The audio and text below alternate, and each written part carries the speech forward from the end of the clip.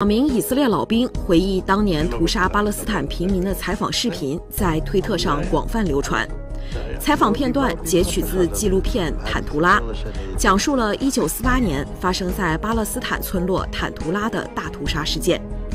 在这被以色列人称之为独立战争，而对巴勒斯坦人而言则是大灾难的期间，数百个巴勒斯坦村庄被毁，居民被杀或被流放，相关历史也被抹杀。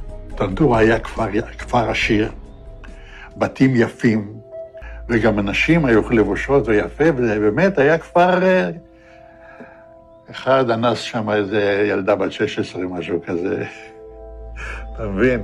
אבל זה מכוער מאוד, היה לנו בחור אחד, הוא נפטר, הוא היה פרא אדם, הוא לקח פשוט מאוד, ורצח אותם בתוך המכלאות. אספו כל הגברים.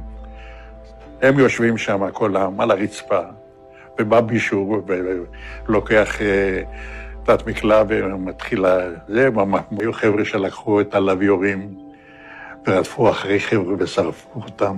זה היה משהו זוועתי, וזה אסור לספר, אני לא אדבר על זה, כי זה יכול להיות סקנדל שלם מהעניין הזה.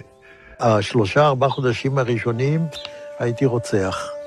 זה זעזע אותי עד כדי כך, לא יכלתי לעבור לסדר היום. אם היה עומדת כיתה של זה עם ידיים למעלה, אז באותו יום הייתי רואה אותי, הייתי קוצר את כולם, עד כדי כך. כמה אתה חושב אנשים הרגת ככה? לא ספרתי. אני לא יכול לדעת בחיי. היה לי מקלע עם 250 כדורים.